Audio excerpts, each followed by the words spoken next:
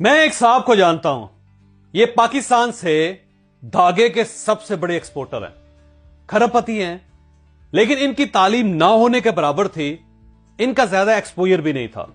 یہ جوانی میں ہانگ کانگ چلے گئے، وہاں مزدوری شروع کی اور آخر میں ایک بینک میں سیکیورٹی گارڈ بھرتی ہو گئے۔ یہ بزنس کا سوچ بھی نہیں سکتے تھے۔ کیوں؟ کیونکہ بزنس کے لیے رقم چاہیے ہوتی ہے اور ان کے پاس کھانے پینے کے لیے بھی پیسے نہیں ہوتے تھے، لہذا کاروبار کی سوچ ہی ممکن نہیں تھی۔ لیکن پھر انہیں ایک بزنس مین ملا اور اس نے انہیں بزنس میں آنے کا مشورہ دیا۔ اس مشورے پر انہوں نے وہی سوال کیا جو پاکستان کا ہر شخص کاروباری آئیڈیا یا بزنس کے مشورے پر کیا کرتا ہے۔ ان کا کہنا تھا، میرے پاس پیسے کہاں سے آئیں گے؟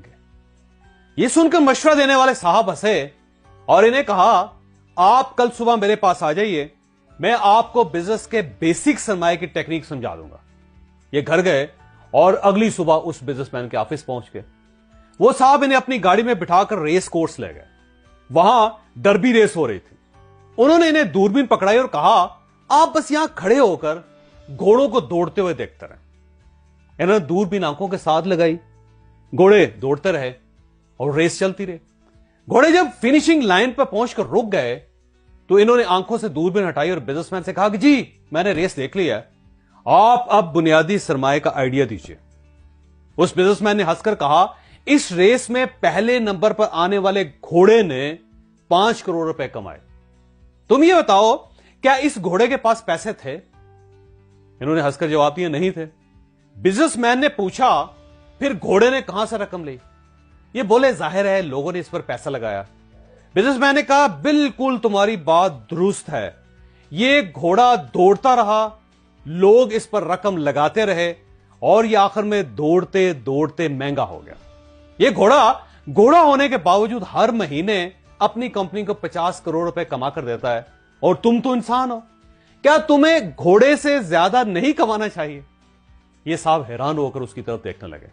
اس نے کہا، بزنس میں بس ایک کام کرنا ہوتا ہے، انسان نے خود کو ریس کا گھوڑا ثابت کرنا ہوتا ہے، اور اگر یہ ثابت ہو جائے تو پھر پیسہ دوسرے لوگ لگاتے ہیں۔ تم اچھے گھوڑے بن جاؤ اور اس کے بعد کمال دیکھو۔ ان صاحب کو آئیڈیا مل گیا، لہذا انہوں نے بینک کی جاب چھوڑی، بریف کیس لیا، اچھے سے کپڑے خریدے اور ہانگ کانگ میں دھاگے کی تجارت شروع کر دی۔ یہ بازار سے آرڈر لیتے تھے اور فیصل آباد سے دھاگا منگوا کر وہاں بیچ دیتے تھے۔ یوں یہ چند ماہ میں ریس کا گھوڑا بن گئے اور دنیا جہان کے لوگ ان پر رقم لگانے لگے۔ یہ کاروبار کا ایک باریک سا نقطہ ہے۔ آپ یہ یاد رکھیں، دنیا کے تمام بزنس مین ریس کا گھوڑا بن کر کامیاب ہوتے ہیں۔ دنیا میں میک ڈونلڈ کو کون نہیں جانتا؟ اس کے اس وقت 40,000 ریسٹورنٹس ہیں۔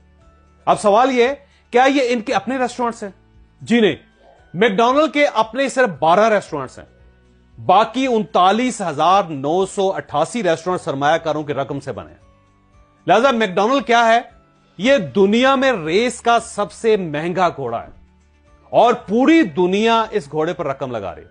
آپ یہ بھی ذہن میں بٹھا لیجئے، آپ نے بھی بس گھوڑا بننا ہے، پوری دنیا آپ پر سرمایہ لگا دے گی، اور آپ اگر گھوڑے نہیں ہیں تو پھر آپ ارب پتی بھی ہوں تو بھی آپ کامیاب نہیں ہو سکتے۔